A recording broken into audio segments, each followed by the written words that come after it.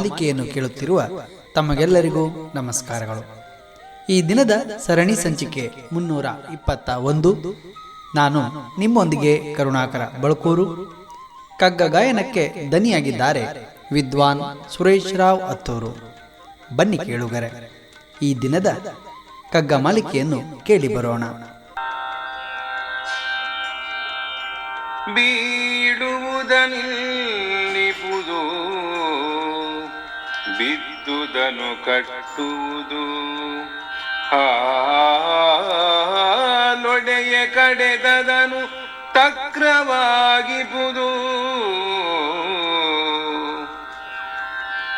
ಬೀಳುವುದನಿಲ್ಲಿಪುದು, ಬಿದ್ದುದನು ಕಟ್ಟುವುದು, ಹಾಲೊಡೆಯ ಕಡೆದದನು ತಕ್ರವಾಗಿಪುದು.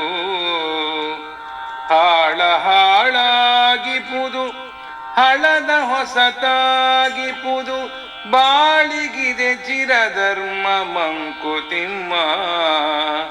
ಬಾಳಿಗಿದೆ ಚಿರಧರ್ಮ ಮಂಕುತಿಮ್ಮ. ಬಂಧುಗಳೇ, ಈ ಕಗ್ಗದಲ್ಲಿ ಮಾನ್ಯ ಡಿ.ವಿ.ಜಿ. ಅವರು ಬೀಳುವುದನ್ನು ಎತ್ತಿ ನಿಲ್ಲಿಸುವುದು, ಬಿದ್ದಿರುವುದನ್ನು ಕಟ್ಟಿ ನಿಲ್ಲಿಸುವುದು, ಹಾಲು ಒಡೆದರೆ ಅದನ್ನು ಕಡೆದು ಮಜ್ಜಿಗೆಯನ್ನಾಗಿ ಮಾಡುವುದು, ಹೀಗೆ ಯಾವುದೇ ವಸ್ತುಗಳು ಹಾಳಾದರೆ ಅದನ್ನು ಹಾಗೆ ಬಿಡುವುದು, ಹಳೆಯದಾಗಿರುವುದನ್ನು ಹೊಸದಾಗಿಸುವುದು, ಹೀಗೆ ಹಲವಾರು ಕೆಲಸ ಕಾರ್ಯಗಳನ್ನು ಮಾಡುವುದು ಮನುಷ್ಯನ ಬದುಕಿಗೆ, ಜೀವನಕ್ಕೆ ನಿಜವಾದ ಧರ್ಮ ಎಂಬ ಅಂಶವನ್ನು ಈ ಕಗ್ಗ ಮಾಲಿಕೆಯಲ್ಲಿ ಉಲ್ಲೇಖಿಸುವುದನ್ನು ಕಾಣಬಹುದು. ಪ್ರಿಯರೇ, ಈ ಜಗತ್ತಿನಲ್ಲಿರುವ ಎಲ್ಲ ವಸ್ತು ಜೀವಿಗಳಿಗೂ ಹೀಗೆ ಅಂತ ಒಂದು ರೀತಿ ರಿವಾಜುಗಳ ಧರ್ಮವಿದೆ. ಇಲ್ಲಿರುವ ಭಿನ್ನತೆಯನ್ನು ನಾವು ಅವಗಣಿಸುವಂತಿಲ್ಲ. ಮಾನವನು ಈ ಜಗತ್ತಿನಲ್ಲಿ ನೂರಾರು ಸಾಹಸಗಳನ್ನು ಮಾಡಿದ್ದಾನೆ. ಎಲ್ಲ ಕ್ಷೇತ್ರಗಳಲ್ಲಿ ಕೂಡ ಭಿನ್ನತೆಯನ್ನು ಕಾಯ್ದುಕೊಂಡಿದ್ದಾನೆ.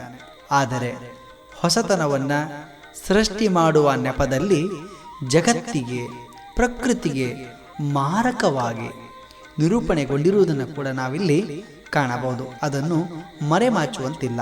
ಪ್ರಕೃತಿ ಮತ್ತು ಮನುಷ್ಯ ಇವೆರಡರ ನಡುವೆ ಸಮತೋಲನವನ್ನು ಕಾಯ್ದುಕೊಳ್ಳಬೇಕಾಗಿದೆ. ಇಂದು ನಾವು ಬದುಕಿ ನಾಳೆಯ ದಿನವನ್ನು ಇತರರಿಗೂ ಬದುಕಲು ಅವಕಾಶ ಮಾಡಿಕೊಡಬೇಕಾಗಿದೆ ಎಂಬ ವಿಚಾರಗಳೊಂದಿಗೆ ನಾಳೆ ಇನ್ನೊಂದು ಕಗ್ಗದೊಂದಿಗೆ ನಾವು ಬರುತ್ತೇವೆ.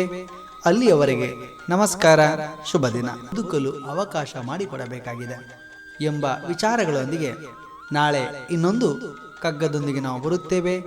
ಅಲ್ಲಿಯವರೆಗೆ ನಮಸ್ಕಾರ, ಶುಭ ದಿನ.